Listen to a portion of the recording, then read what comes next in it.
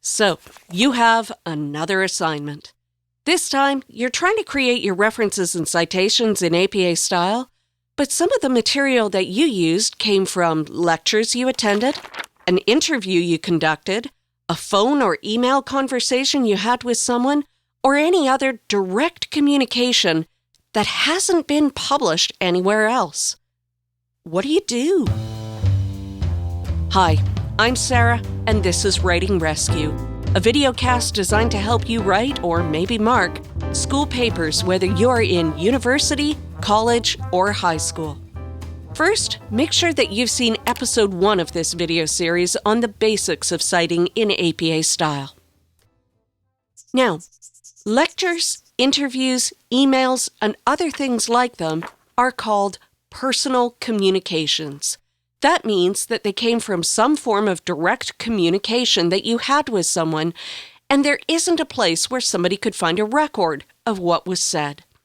If we were talking face-to-face and I was telling you this information right now, that would be a personal communication. If I sent you the information in a text, sent you a letter, that would be a personal communication too. Even though the information in that case was written down, someone couldn't easily look up the information. It isn't saved anywhere public.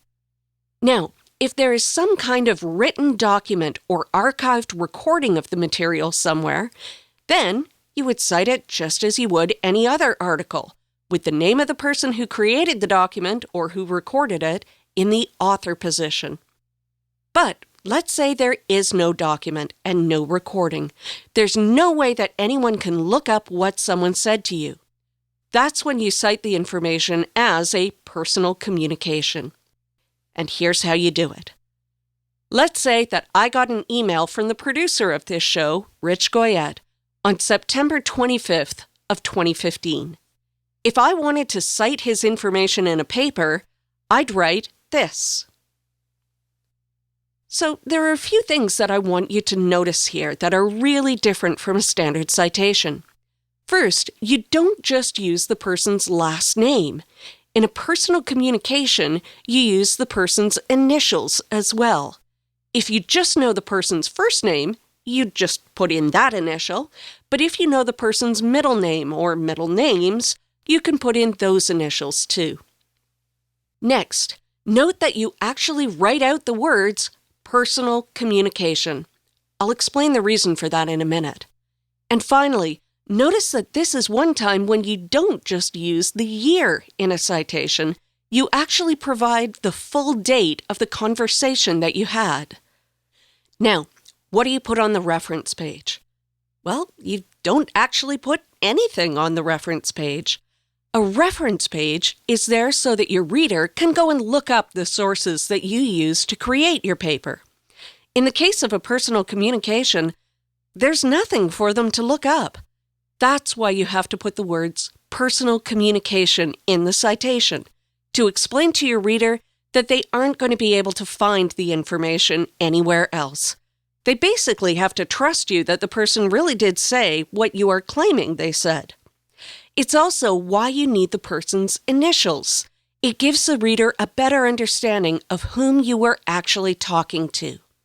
Now, if the information came from an interview that you made a transcription of, and you've included your transcription as part of your paper, that's different. Then you can just refer to an appendix as opposed to creating a citation.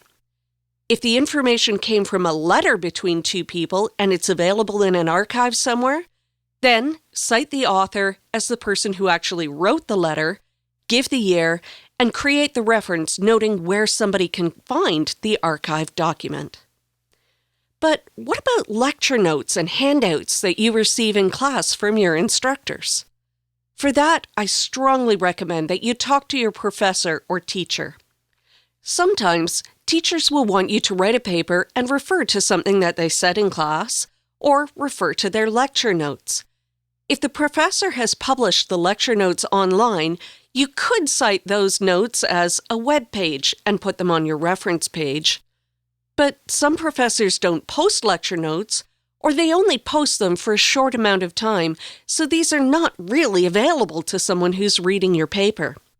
In other words, they are not retrievable. In that case, cite them as a personal communication and leave them off the reference page. But when in doubt, ask. And don't just ask another student, ask the person who will be doing the marking what they want you to do. Seriously, I get so many students getting incredibly stressed because one fellow student says the teacher wants one thing, but then someone else says the teacher wants something different. Avoid the rumors, the stress, and the frustration by just asking directly. Now, one more thing, as always. Remember that every sentence that contains someone else's thoughts, words, or facts needs to be cited in some way. You can't just put one citation at the beginning or end of a paragraph and assume that it covers everything before or after.